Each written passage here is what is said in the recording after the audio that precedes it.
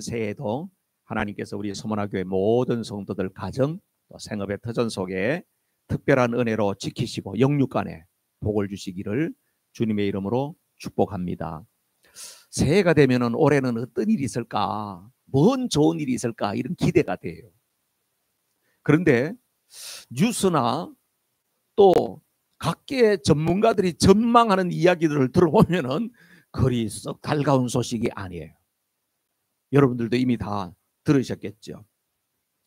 가장 큰 변화는 이제 1월 20일에 미국의 트럼프 대통령이 이게 취임하게 되면 세계의 정치 지형이 재편되어진다. 그래서 각국이 지금 긴장하고 있고 어떻게 되면 이 트럼프의 정책에 맞춰서 충돌 없이 갈까.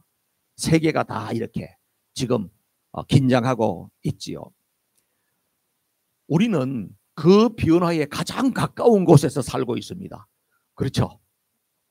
그래요? 자부심이 있습니까? 네. 우리는 그 변화에 굉장히 가까운 데 있습니다. 그러니까 우리 뭐 해야 돼요? 네. 백악관을 향해서 늘 손을 들고 기도하고, 이 워싱턴이 어마어마하게 중요한 지역입니다. 위해서 기도해야 될 줄로 믿습니다. 3년째 지금 러우 전쟁이 일어나고 있지 않습니까? 그죠? 이게 진짜 끝날 수 있을까? 그리고 지금 이스라엘에도 지금 1년 이상 지금 그 중동 전쟁이 지금 치열하게 지금 벌어져 있거든요.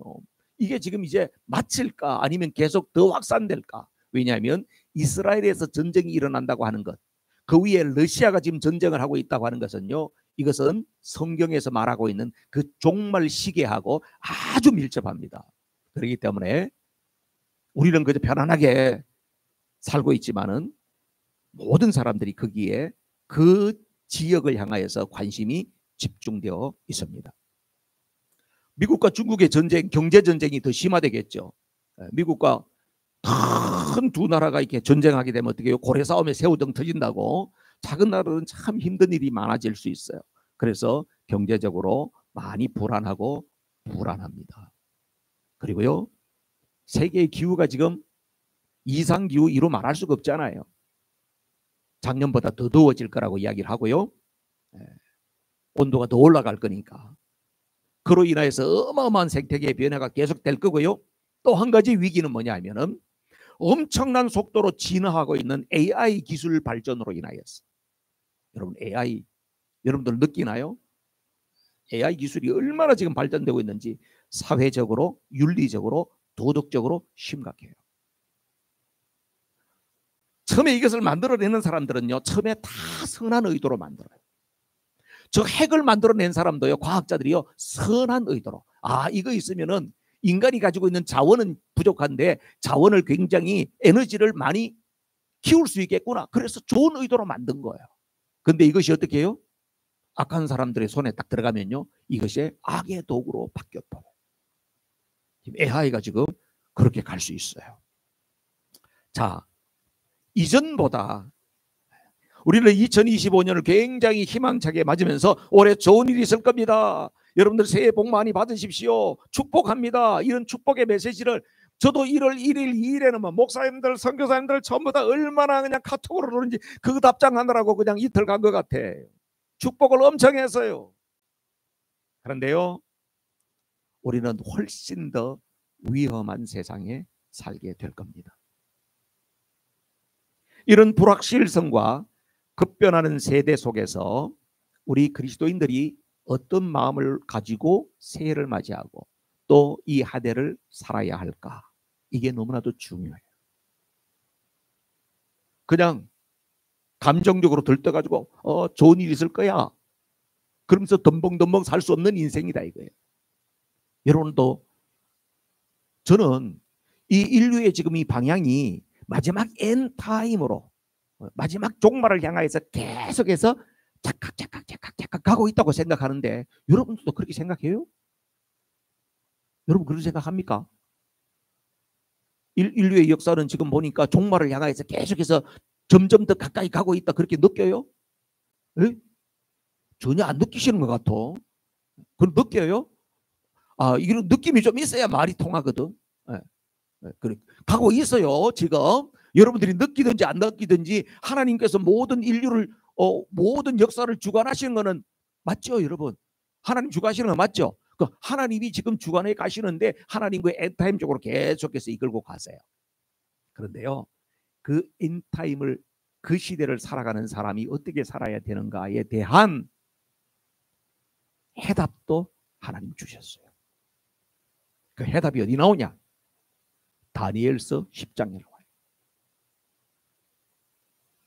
제가 작년 한 12월쯤이었나요? 새벽에 다니엘서 10장 보면서요, 너무너무 감동을 받았어요. 아, 그렇구나. 내년을 위해서 기도하고 2025년을 기도하고 준비하고 있는데 다니엘서 10장을 보면서 아, 그렇구나.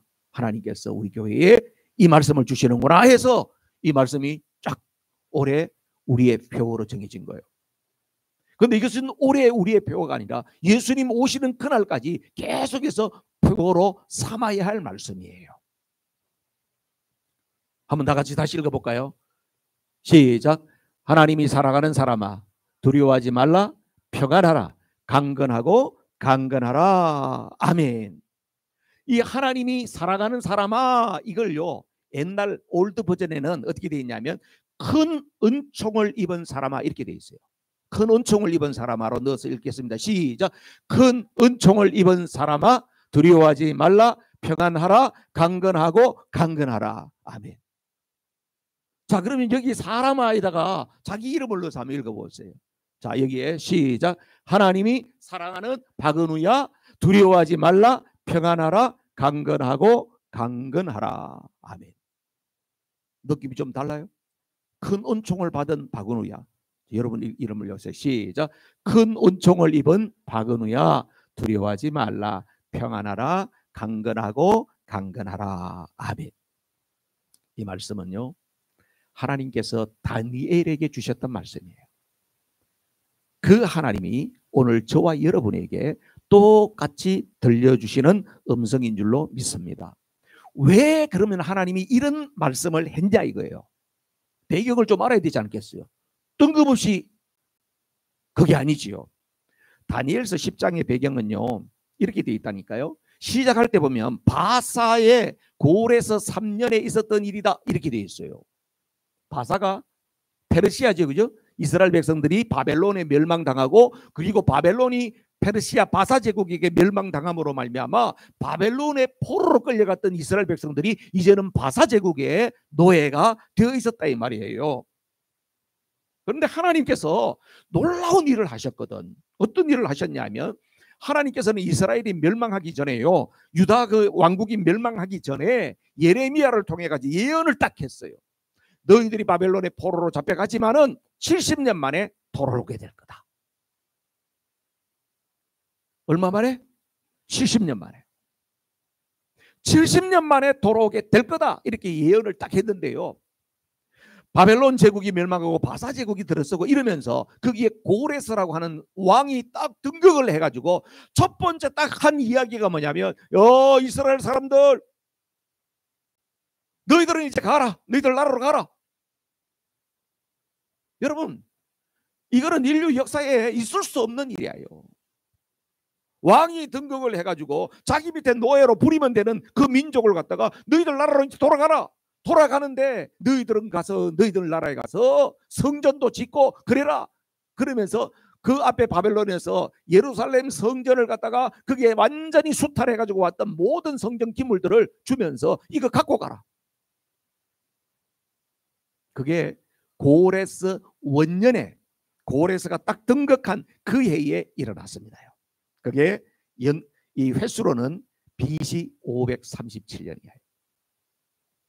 그래서 이스라엘 백성들이 노예 생활하고 있다가 거기에 수룹바벨이라고 하는 지도자를 중심으로 해가지고, 이야, 우리도 고국 땅으로 돌아갈 수 있게 됐다 해가지고 많은 사람들이 따라 나섰는데 몇 명 나섰냐 하면 근 5만 명에서 103명 정도 빠지는 4만 9천 몇 명이 따라 나섰어요. 그래서 그 사람들이 돌아왔는데 그것이 1차 포로 귀환이라고 합니다. 이해가 되시죠? 칠판에 쓰면 더 잘할 텐데 오늘 성찬식도 하고 이러니까 칠판이 없습니다. 여러분들이 머리를 빨리빨리 돌리십시오. 1차 포로 귀환에 근 5만 명이 갔다 이거요. 돌아왔어요. 그런데 그 땅에 다니엘도 포로로 있었는데 다니엘은 안 돌아왔어요.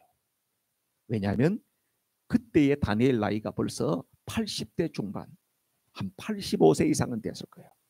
그래서 그 노인이 그 먼 거리를 갈 수가 없어서 그냥 바사 제국에 눌러 앉아 있었어요. 그리고 한 해, 두 해 세월이 지나면서 고레서 왕 3년이 되었다 이 말이에요. 그런데 소리가 들릴 거 아니에요. 소식이 돌아간 고국으로 돌아간 우리 동족들이 거기서 잘 사는지 어떠는지 소식이 들릴 거 아닙니까? 다니엘에게 어떤 소식이 들렸을까요? 고국 땅에 어려운 이야기가 들리는 거예요. 사실은 첫 번째 돌아갔던 바벨론에서 포로로 돌아갔던 스룹바벨을 중심으로 했던 사람들은요, 하나님을 향한 마음이 뜨거웠습니다. 우리가 고국 땅에 돌아가면 이제 다시는 우상 숭배하고 우리 조상들이 했던 거 그런 짓 안 하고 이제 하나님 잘 섬기고 살아보자. 그렇게 하면서 우리는 가자마자 우리 집 짓고 우리 필요를 하기 전에 성전부터 짓자. 그래가지고 성전 재건 작업을 했단 말이에요. 잘했죠. 근데 그 일이 순탄하게 풀리지 않았어요.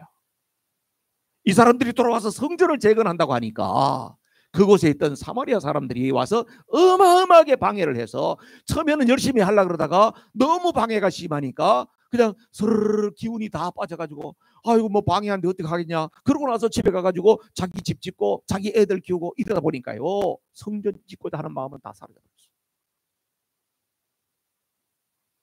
그 사실을 이 다니엘은 바사 제국에 있으면서 하나님께서 다 계시 가운데 보여주시기 때문에 자기 나라가 어렵다는 사실을 알게 된 거예요. 그래서 이 노인이 뭘 했냐? 하나님 앞에서 21일간이나 기도를 했어. 금식 기도라고 알고 있는데 지금 우리가 아는 것처럼 막 식음을 전폐하고 금식하는 것은 아니고, 이 어른이 나이가 들면 밤10으로 산다고 그러는데 좋은 음식, 영양가 있는 음식들을 다 절제하고 그저 기본적으로 겨우 연명하면서 21일 동안 하나님 앞에 기도한 거예요. 여러분, 우리가 지금 다니엘 기도 21일 하는 게 이 원조가 바로 다니엘, 그분이 그렇게 21일 동안 기도한 것이 오늘날 다니엘 기도의 원형이 된 겁니다, 여러분.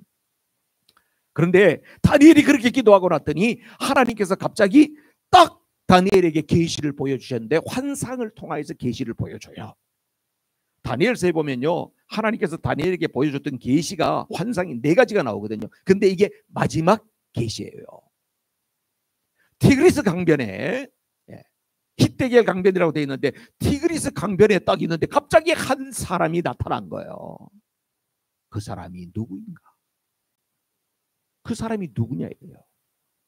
자, 다니엘서 10장 5절에서 6절 보시면서 여러분 그분이 누굴까를 추정해 보세요. 시작. 그때에 내가 눈을 떠서 보니 한 사람이 모시 옷을 입고 우바스의 금으로 만든 띠로 허리를 동이고 있었다.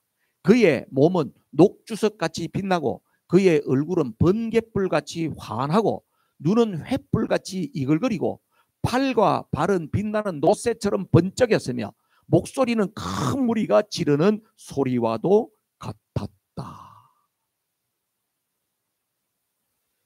누구 같아요, 여러분? 우리 교회 학교 아이들이 여기 있었으면 누구 같니? 마징가 제트요 이랬을지 모르겠어요. 누구 같은지 대충 감이 오십니까? 이거와 비슷한 이야기가 요한계시록 1장 13절에서 16절까지 나옵니다. 요한계시록 시작. 그 촛대 한가운데 인자와 같은 분이 계셨습니다. 그는 발에 끌리는 긴 옷을 입고 가슴에는 금띠를 띠고 계셨습니다. 머리와 머리털은 흰 양털과 같이 또 눈과 같이 희고 눈은 불꽃과 같고 발은 풀무불에 달구어낸 노새와 같고 음성은 큰 물소리와 같았습니다. 또 오른손에는 7별을 쥐고 입에는 날카로운 양날 칼이 나오고 얼굴은 해가 강렬하게 비치는 것과 같았습니다. 아멘. 앞에는 다니엘이 만났던 그분, 지금 읽은 말씀은 사도 요한이 봤던 그분. 에스겔서 1장 26절 이하에도요 이와 같은 내용이 나옵니다, 여러분. 자, 여러분 이렇게 다니엘서, 에스겔서, 요한계시록 다 비슷한 표현으로 나왔습니다. 그분이 누군 것 같아요? 예수님 맞아요?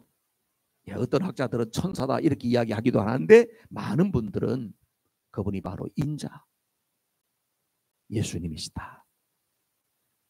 다시 오실 예수님이 어떤 모습으로 오실지에 대해서 묘사하고 있다. 그래서 여러분 구약의 다니엘서도 구약의 에스겔서도 요한계시록에 있는 사도 요한이 보았던 그 그림 속에서도 환상 속에서도 예수님이 장차 어떤 모습으로 오실지를 분명하게 보여주고 있는 거예요. 그런데 이 예수님을 만났던 사람들의 반응이 어땠냐 하면 다니엘서 8절 한번 보세요. 오늘 10장 8절 다 같이 시작. 나 혼자만 남아서 그 큰 환상을 보았다. 그때 나는 힘이 빠지고 얼굴이 죽은 것처럼 변하였으며 힘을 쓸 수가 없었다. 다니엘이 충격을 받았다는 거예요. 요한계시록 1장 17절 요한은 이 장면을 보고 어땠는지 보세요. 시작. 그를 뵐 때에 내가 그의 발 앞에 엎드려져서 죽은 사람같이 되니 그가 내게 오른손을 얹고 말씀하셨습니다. 두려워하지 말아라. 나는 처음이 마지막이요. 사도 요한도 이 장면을 봤을 때에 그 거룩하심과 그 어미하심에 압도돼서 죽은 사람처럼 됐다는 거예요. 여러분 주님을 만났는데 또 이런 초죽음을 했던 사람이 있죠. 사도행전 9장 4절에 보면요. 시작. 요한은 아시아에 있는 7교회에 편지하노니 이제도 사도행전 9장 4절인데요. 사도행전 9장 4절에는 무슨 이야기가 나오냐 하면은 사도 바울이 다메섹에서 주님을 만났을 때 강한 빛 가운데서 주님을 만났을 때에 그냥 땅바닥에 엎드러져 가지고 초죽음이 된 거죠. 아시죠? 네. 사울아 사울아 네가 왜 나를 비판해? 주여 니시니까 눈이 멀어버렸잖아요. 그죠? 여러분 주님의 현현 주님의 거룩하심을 만난 사람은 그 앞에서 똑바로 얼굴을 들 수가 없는 거예요. 하나님께서 특별한 사명을 주셔서 하나님께서 세우시는 그 일꾼들도 감히 하나님의 얼굴을 볼 수가 없었고 예수님의 얼굴을 볼 수가 없었어요. 하물며 죄인된 우리들이야 어떻게 얼굴을 들 수가 있겠습니까? 그럼에도 불구하고 우리는 예수님의 이름을 부르면서 은혜의 보좌 앞에 언제든지 담대하게 나갈 수 있는 그런 사람이 된 줄로 믿습니다. 왜요? 예수님께서 십자가에서 우리의 죄값을 다 치러주시고 난 다음에 예수님의 십자가 보혈의 공로를 의지하는 모든 사람들은 은혜의 보좌 앞에 담대하게 나갈 수 있게 되었기 때문에 그런 것입니다. 다니엘은 예수님이 이 장면을 봤어요. 그냥 온몸이 다 풀린 거예요. 죽은 자 같았어요. 그럼 예수님이 왜 그랬냐 이거예요. 왜 이 다니엘을 하나님 기뻐하시는 이 다니엘을 이렇게 하셨지? 궁금하잖아요. 14절 15절에 그 답이 나와요. 시작. 이제 내가 마지막 때에 내 백성에게 일어날 일을 깨닫게 해주려고 왔다. 이 환상은 앞으로 일어날 일을 보여주는 것이다. 됐어요. 예수님께서 구약 시대에도요 성자 예수님의 활동이 많습니다. 다니엘에게 나타나신 이유가 바로 뭐라고요? 앞으로 일어날 일들에 대해서 깨닫게 해주려고 하나님의 종들을 통하여서 앞으로 일어날 일들에 대해서 깨닫게 하시려고 그렇게 보여주셨다는 거예요. 아모스서에도 보면 나오지요. 하나님께서 마지막 때 일어날 일들을 종들에게 보여준다는 거예요. 그런데 이 장면을 보았던 다니엘은 거기에 15절 말씀 뒤에 보십시다. 그가 내게 이런 말을 할 때에 나는 얼굴을 땅에 대고 벙어리처럼 엎드려 있었다. 너무나도 충격을 받았다. 여러분 마지막 때에 일어날 일이 너무나도 충격적인 일이 되는 거예요. 여러분 요한계시록에도 사도 요한을 통해서 마지막 때에 일어날 일들을 우리에게 낱낱이 밝혀주고 있잖아요. 7 나팔재앙이 있습니다. 그 다음에 7 인이 있습니다. 7 대접이 있습니다. 그 하나하나를 보면 치가 떨릴 정도로 얼마나 두렵고 무서운 일들이 거기에 있느냐 이 말입니다. 그러니까 그 장면들을 장차 있을 일들을 봤던 그런 주의 종들은 그저 죽은 사람처럼 됐다는 거예요.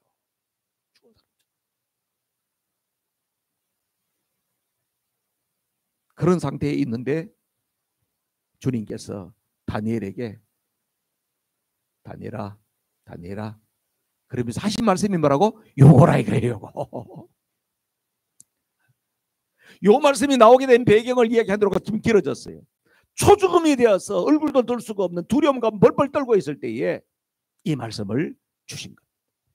뭐라고 이야기해요? 첫 번째, 두려워하지 말아라. 두려워하지 말라는 거예요. Don't be afraid. 두려워하지 마라. 하나님께서 하시는 일은 우리에게 두려움을 주려고 하는 게 아니에요. 디모데후서 1장 7절 말씀 보세요. 디모데후서 1장 7절 시작. 하나님께서는 우리에게 비겁함과 영을 주신 것이 아니라 능력과 사랑과 절제의 영을 주셨습니다. 네, 세 번역이 이렇게 번역되어 있군요. 올드 번역이 되어 있어요. 하나님께서 우리에게 주시는 마음은 두려워하는 마음이 아니라 하나님은 우리에게 능력과 사랑과 근신의 마음을 주신다는 거예요. 할렐루야. 여러분, 하나님께서는 세상에 여러 가지 어려움이 있고 위기가 있고 이런 현장들을 우리가 보게 하게 하시는단 말이에요. 어려운 일들을 만나게 하신단 말이에요. 그것이 우리로 하여금 두려워가지고 그저 충격을 받고 쓰러지고 이거 하기 위해서 함이 아니라는 겁니다. 그 사실을 통하여서 우리의 마음이 각성되고 하나님 앞에 더 믿음으로 서가도록 하기 위해서 그런 것들을 알게 하고 보게 하신다는 거예요. 여러분, 원래 살아가는 동안에도 말할 수 없는 어려움들이 있을 거예요. 두려워하지 마세요. 하나님께서 반드시 하나님의 백성들에게 약속한 것이 있어요. 그래서 주님이 내일 당장 오신다 할지라도 하나님 없이 복음 없이 예수님 없이 살았던 사람들은 두려움의 날이고 고통의 날이고 지옥의 날이고 심판의 날이 될지 모르지만은 예수 그리스도를 모시고 사는 저와 여러분에게는 그날은 영광의 날이요 승리의 날이요 구원의 날이 될 줄로 믿습니다. 그래서 예수님 다시 오신다, 예수님 다시 오신다 이야기가요 성도들에게는 두려운 이야기가 되면 안 되는 거예요. 예수님 다시 오신다고 하는 것은 우리에게 희망의 이야기가 되고요 굿 뉴스가 돼야 되는 거죠. 할렐루야. 그래서 초대교회 성도들은 늘 마라나타 마라나타 예수님 다시 오십니다. 다시 오십시오. 그런 인사를 했단 말이에요. 두 번째로는 강건하고 강건하리라. Be strong now. Be strong. 강건하고 강건하라. 다니엘도 우리와 똑같았어. 왕의 진미를 거절할 때는 그죠? 거절할 때는 보니까 이야 다니엘이 배짱이 보통 사람이 아니다 이렇게 생각했는데 아니에요. 다니엘도 우리와 같은 똑같이 연약한 자예요. 그런데 하나님께서 다니엘에게 강건하여라. 그리고 또 강건해라. 여러분 어떻게 할 때 강건해질까요? 어떻게 힘이 나냐고요? 하나님의 말씀을 들을 때 그리고 우리가 하나님을 바라볼 때 힘이 솟는 줄로 믿습니다. 이사야서 40장 29절에서 31절 말씀을 다 같이 시작. 피곤한 사람에게는 힘을 주시며 기운을 잃은 사람에게는 기력을 주시는 분이시다. 비록 젊은이들이 피곤하여 지치고 장정들이 맥없이 비틀거려도 오직 주님을 소망으로 삼는 사람은 새 힘을 얻으리니 독수리가 날개를 치며 솟아오르듯 올라갈 것이요 뛰어도 지치지 않으며 걸어도 피곤하지 않을 것이다. 아멘. 여호와를 앙망하는 자에게는 새 힘이 있다. 여호와를 앙망한다고 하는 말은 뭐예요? 오직 주님만을 소망으로 바라보고 있는 사람, 그런 뜻이에요. 그 사람에게는 뭐가요? 새로운 힘이 생긴다는 겁니다. 여러분 우리가 인생길을 걸어가는 동안에 예상치 못했던 어려움들이 너무나도 많아요. 그러나 그럴 때마다 우리가 흔들림 없이 믿음의 길을 걸어갈 수 있는 이유는 어디 있냐? 주님을 바라볼 때에, 주님을 더 강력하게 바라보고 신뢰하고 나갈 때에 그 길을 걸어갈 수가 있어요. 할렐루야죠. 저도 그렇게 고백할 수 있어요. 내가 여기에 있는 것은, 내가 여기에서 이미 목회를 계속 할 수 있는 것은 그런 절망의 시간에, 고통의 시간에 하나님께서 들려주시고 깨닫게 해주시고 용기를 주시고 그렇게 해서 하나님께서 주신 말씀 한마디 때문에 그것이 힘이 되고 에너지가 되어져서 그 길을 계속해서 달려올 뿐만 아니라 나는 참으로 행복한 사역자입니다. 그렇게 고백할 수 있는 줄로 믿습니다. 여러분, 말씀 한마디만 하면, 딱 나에게 말씀 한마디가 임하면요 완전히 달라져버려요. 시편 107편 19절 20절에 보면 하나님이 우리에게 어떻게 역사하신지가 나와요. 시작. 그때에 그들이 고난 가운데서 주님께 부르짖으니 주님께서 그들을 곤경에서 구원해 주셨다. 단 한마디 말씀으로 그들을 고쳐 주셨고 그들을 멸망의 구렁텅이에서 끌어내어 주셨다. 아멘. 여러분, 우리가 고난 가운데 어려움 가운데 있을 때 일어나는 것이요 무슨 장망한 멋진 설교 한 편이 아니에요. 딱 한마디 말씀, 한 센텐스, 한 단어가 내 안에 와서 딱 심겨질 때에 어떤 어려움과 환난도 이겨낼 수 있는 능력이 그 속에 있는 줄로 믿습니다. 그 말씀을 사모하세요. 말씀을 사모하세요. 다니엘 기도회 할 때도 보면 여러분 말씀 보면 매일 때로 새로운 강사들이 나오니까 여러분들 오늘은 참 너무 좋았어. 오늘은 좀 그렇다. 여러분들 그런 마음이 들 수 있죠. 그런 마음은 누구나 들 수 있어요. 그게 사단의 미혹이에요. 은혜는요 한순간이 많은 거예요. 졸려, 오늘 너무 힘들어. 그러는데요 마지막 한순간에 한 단어 한 센텐스 때문에 내 영이 확 깨어나는 거예요. 그러니까 어떻게 해요? 끝까지 영적 긴장감을 놓치지 말아야 돼요.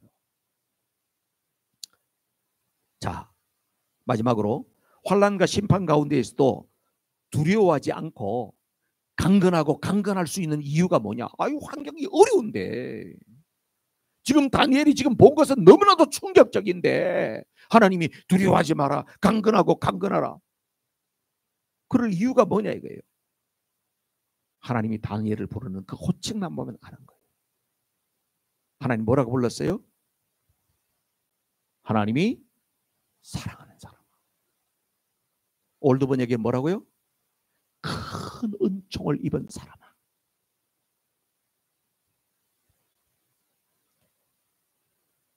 이것이 우리의 정체성이에요. 하나님이 나를 그렇게 인정해 준다고 하는 거예요. 하나님 날 사랑한대요.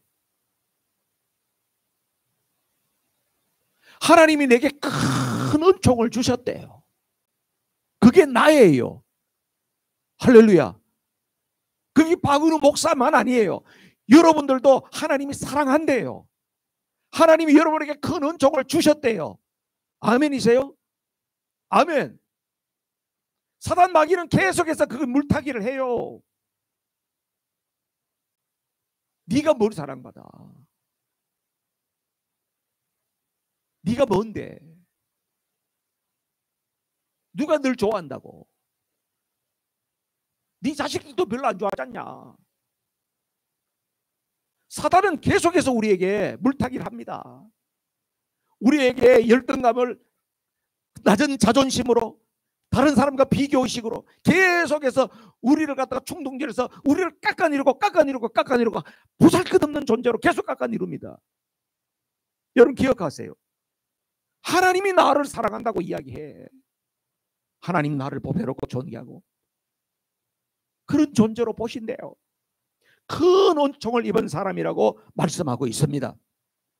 여러분 우리가 아무리 어렵고 힘든 일이 찾아온다 할지라도 이 정체성이 분명하게 서 있으면 나는 어떤 환난도 이길 수 있어요. 내가 오늘 이 땅에 존재하는 이유와 목적, 하나님이 나를 오늘도 내게 생명을 연장해 주시고 여기에 살게 하신 이유와 목적이 뭔지를 알게 되면요 환경이 아무리 어려워도요 우리는 염려하지 않고 갈 수 있어요. 그래서 제가 다니엘 기도에 오신 분들에게 이야기했죠. 이번 21일 기도하면서 다른 기도 제목보다도 하나님이 나를 부르신, 나를 특별히 이 세상에 존재하게 한 이유와 목적, 소명이 뭔지를 깨닫게 해 주십시오. 그걸 기도하시고 응답을 받아보시라고. 그러면 삶의 가치가 달라집니다. 삶의 질이 달라집니다. 내 인생의 파워가 달라집니다. 말씀 마칠 거예요. 다니엘에게 주신 말씀이 오늘 우리에게도 동일하게 적용됩니다. 주님의 재림을 기다리면서 살아가는 성도들에게 말할 수 없는 위기 찾아옵니다. 어려움 찾아와요. 어려움이 없을 거라 생각하지 마세요. 올해도 어떤 어려움 올 거야. 그러나 주님이 말씀하세요. 두려워하지 마. 평안하라. 강건하고 강건하라. 내가 너 사랑하지 않니? 내가 너를 큰 은총을 입은 자라고 이야기하지 않니? 이 말씀을 여러분 기억하세요. 그러면 여러분 개인이 무지무지 위로가 되고 행복해질 겁니다. 여러분이 행복하면 여러분 가정은 천국이 될 겁니다. 우리 소만화 교회 안에도 하나님의 임재로 충만하게 될 줄로 믿습니다. 그래서 새해를 맞이하는 우리 모든 성도들이 예수님의 재림을 준비하는 정결한 신부로 살아가는 멋진 해가 되기를 주님의 이름으로 축복합니다.